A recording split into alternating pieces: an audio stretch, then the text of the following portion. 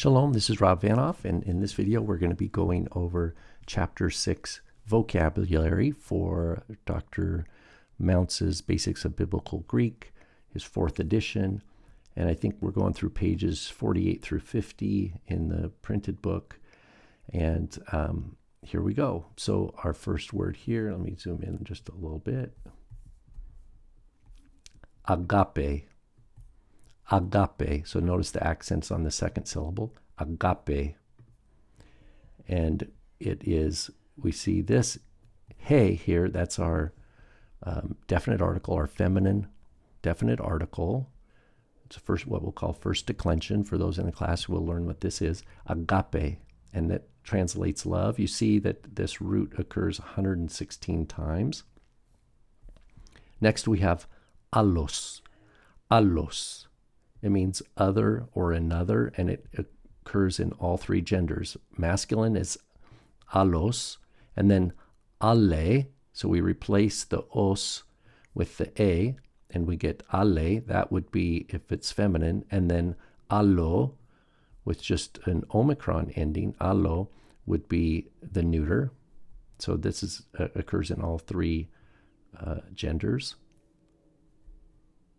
Here we have the pronoun autos, autos, which means he, but if we replace the os at the end here with the eta, that's feminine, aute, that would be she, or auto, it would be it.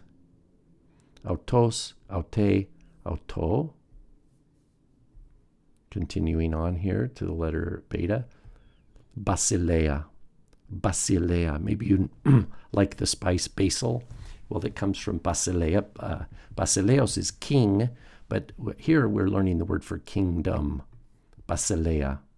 Basileia. And you see it is the definite article he. That's a feminine noun. Basileia. He basileia would be the kingdom. Occurs 162 times. Next we have de. This little particle de can mean but, or it can also mean and. Notice it occurs almost 3,000 times, 2,791 times. And it also, depending on if it's followed by a word that begins with a vowel, the a will elide, and we'll just have the delta plus the little apostrophe, de. Oh, and de is also post-positive. What that means is that it's de will be the second word in the sentence or in the phrase, de. It won't ever be the first word of a sentence or the first word of a phrase. Continuing on, we have en. En. This is the preposition meaning in, and en, as we'll learn, it will be followed by a word in the dative. So en is a preposition. In, on, or among. Look at that, just like that, 2,700 plus occurrences. Here's an important noun, ergon. Ergon, the genitive ergu, which we'll get to. And then ta means it's a neuter. That's the definite article, neuter definite article. So ta ergon, the work, the deed, the action. The word energy, en ergon, right? En erga, we have that urge.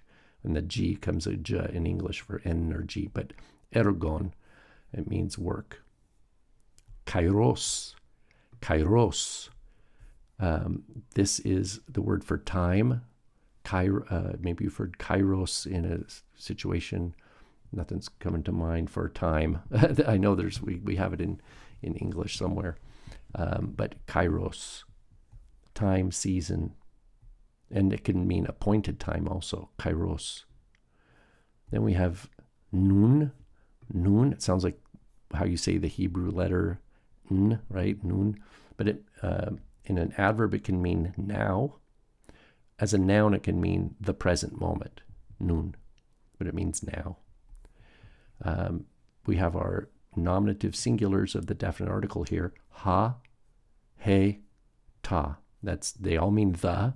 But ha, of course, is masculine, singular. He is feminine, singular. Ta is neuter, singular.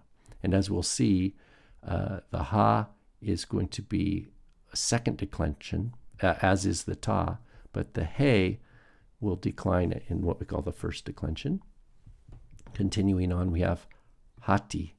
Hati. Notice it's a rough breathing and the accent on the first syllable. Hati.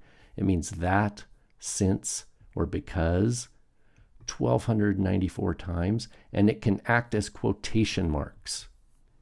So sometimes we don't translate it. It just introduces what we call direct speech.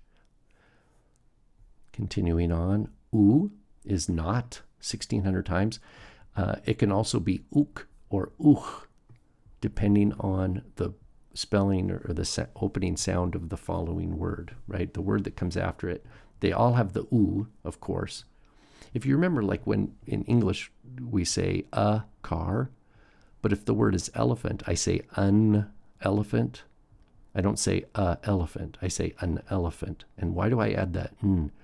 It breaks off. It helps it smooth things out. And that's what's happening here. U or uk, uch.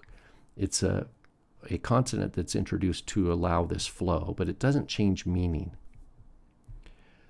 Finally here, we have the word hora.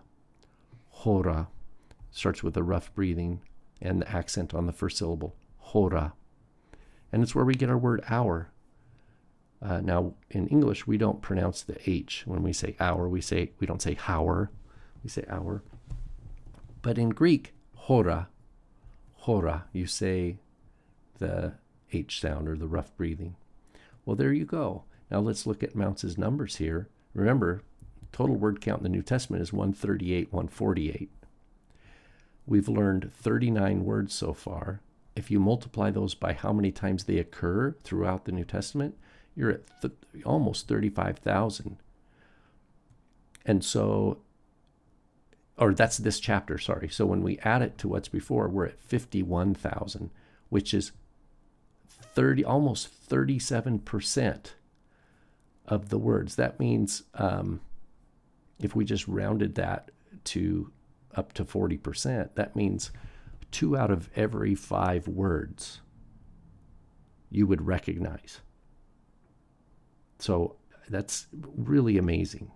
So Mounce's strategy is to bring these words, these high-frequency words, to the forefront for us to memorize and get them under our belts, get to know them really well, because that gives us grounding in the word. As we then add to what we know, we still have this solid rock of what we know. So please take time to spend concentrating on memorizing the vocab, writing them out, because that written element is so important to increase memory, saying them out loud, and memorizing the basic translation.